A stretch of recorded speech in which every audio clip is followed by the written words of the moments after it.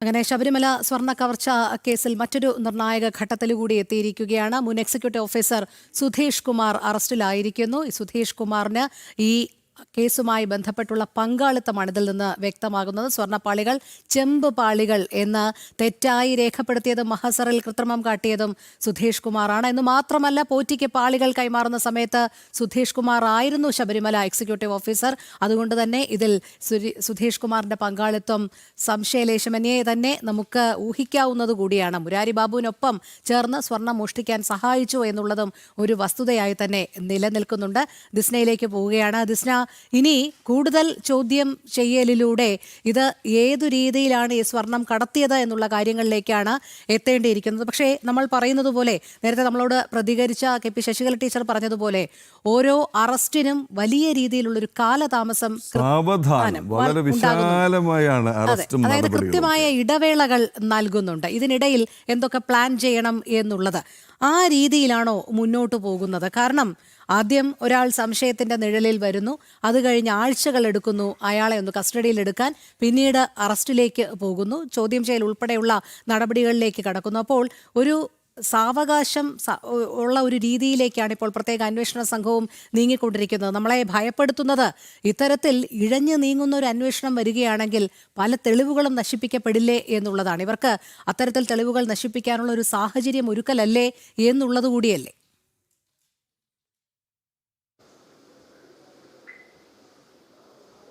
തീർച്ചയായും രോഹിണി സൂചിപ്പിച്ചതുപോലെ തന്നെ അന്വേഷണ സംഘം, അതായത് ഈ അന്വേഷണവുമായി ബന്ധപ്പെട്ട ഒരു മന്ദഗതിയിലുള്ള പോക്ക് എന്നൊരു വിമർശനം ഉയർന്നു വരുന്ന ഒരു സാഹചര്യമുണ്ട്.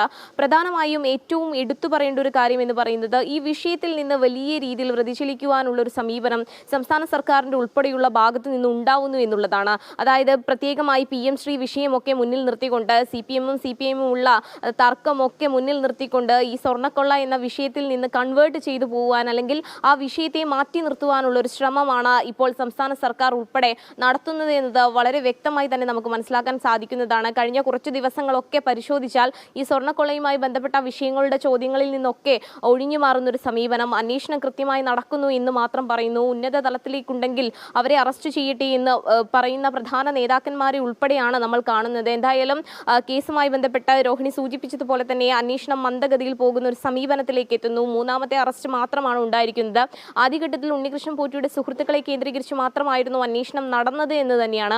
അതായത് ആദ്യഘട്ടത്തിൽ ഈ ഉണ്ണികൃഷ്ണൻ പോറ്റിയെ മാത്രം കേന്ദ്രീകരിച്ചുകൊണ്ട്, ഉണ്ണികൃഷ്ണൻ പോറ്റിയുടെ സുഹൃത്തുക്കളെ മാത്രം കേന്ദ്രീകരിച്ചുകൊണ്ട് ഒരു അന്വേഷണം നടത്തുകയാണ്. ഇപ്പോൾ നമുക്ക് നിലവിൽ വരുന്ന അപ്ഡേഷൻ അനുസരിച്ച് ഈ ഉണ്ണികൃഷ്ണൻ പോറ്റിയുടെ ഒരു സുഹൃത്തിനെ കൂടി SIT ഇന്നലെ വിളിച്ചു വരുത്തിയിരുന്നു.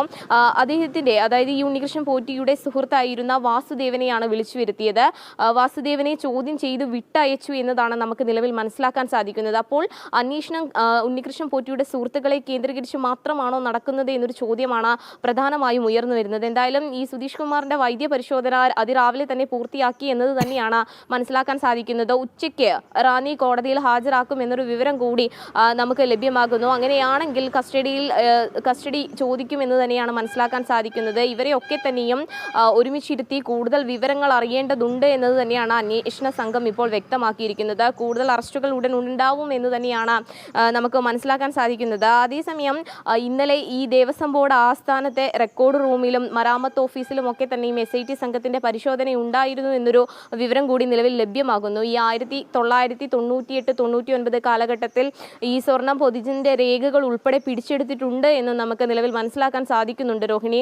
അത്തരത്തിലാണെങ്കിൽ കൂടുതൽ തെളിവുകളിലേക്ക് അന്വേഷണ സംഘം എത്തുന്നു. അങ്ങനെയാണെങ്കിൽ സുഹൃത്തുക്കളെ മാത്രം കേന്ദ്രീകരിച്ചായിരിക്കുമോ ഈ അന്വേഷണം നടക്കുക എന്നത് നമുക്ക് അറിയേണ്ടതുണ്ട്. എന്തായാലും ഈ സ്വർണ്ണ കവർച്ചയുമായി ബന്ധപ്പെട്ട് മൂന്നാമത്തെ അറസ്റ്റ് രേഖപ്പെടുത്തിയിരിക്കുന്നു.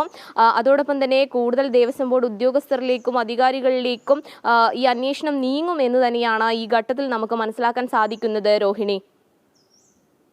നമ്മുടെ ഒരു പ്രേക്ഷകന്റെ ഒരു കമന്റ് വന്നിട്ടുണ്ട്. കറക്റ്റ് ഒബ്സർവേഷൻ ഓഫ് ജനം TV. I have performed duty at Sannidhanam for several years with a devotee's mind. Sukumaran PK എന്ന പ്രേക്ഷകൻ വളരെ ശരിയാണ്. ഇത് തന്നെയാണ് ഞങ്ങളും ചൂണ്ടിക്കാട്ടാൻ ശ്രമിച്ചത്. അവിടെ ജോലിക്ക് എത്തുന്നവർ ഒരു നിയോഗം പോലെ എത്തുന്നവരാണ്, ഒരു നിമിത്തം പോലെ എത്തുന്നവരാണ്, ഒരു പുണ്യമായി കരുതി സേവനത്തിന് എത്തുന്നവരാണ്. ഏതായാലും ഈ അന്വേഷണം പല പ്രേക്ഷകരും സംശയം പ്രകടിപ്പിക്കുന്നുണ്ട്. വല്ലാത്ത കാലതാമസം. ഓർക്കണം രോഹിണി, സെപ്റ്റംബർ 9 ഉച്ചയ്ക്കാണ് ജനം TV വാർത്ത പുറത്തുവിടുന്നത്. ശബരിമലയിലെ ദ്വാരപാലക ശില്പങ്ങളിൽ പൊതിഞ്ഞിരുന്ന സ്വർണ്ണപ്പാളി അവിടെ നിന്ന് കടത്തിയിരിക്കുന്നു.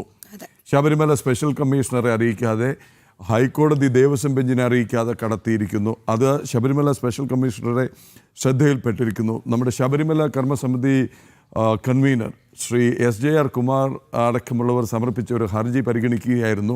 സർക്കാർ നടത്തുന്ന ആഗോള അയ്യപ്പ സംഗമത്തിനെതിരെ, അതിൻ്റെ ഔചിത്യത്തിനെതിരെ നൽകിയ ഹർജി പരിഗണിക്കുന്ന വേളയിലാണ്. ഉച്ചയ്ക്ക് ശേഷം ആ ഹർജി വീണ്ടും പരിഗണനയ്ക്കെത്തിയപ്പോൾ ആ അഭിഭാഷകൻ ഈ വിവരം ചൂണ്ടിക്കാട്ടുന്നു. തുടർന്ന് ഹൈക്കോടതി ആവശ്യപ്പെടുന്നു രേഖകൾ. സെപ്റ്റംബർ 9 തുടങ്ങി ഒക്ടോബർ 9 കഴിഞ്ഞു. ഇന്ന് നവംബർ 1. ദിവസം എത്ര, ആഴ്ച എത്ര പിന്നിട്ടിരിക്കുന്നു. നടപടികളുടെ കാലതാമസം, അറസ്റ്റിലെ കാലതാമസം, പരിശോധനയിലെ കാലതാമസം, തുടക്കം മുതൽ സംശയങ്ങളാണ്. അടുക്കും ചിട്ടയോടും കൂടി കൃത്യമായ അന്വേഷണമാണ് SIT നടത്തുന്നത് എന്നുള്ള ഉറച്ച വിശ്വാസത്തിൽ തന്നെ നമുക്കും തുടരാം, അല്ലേ?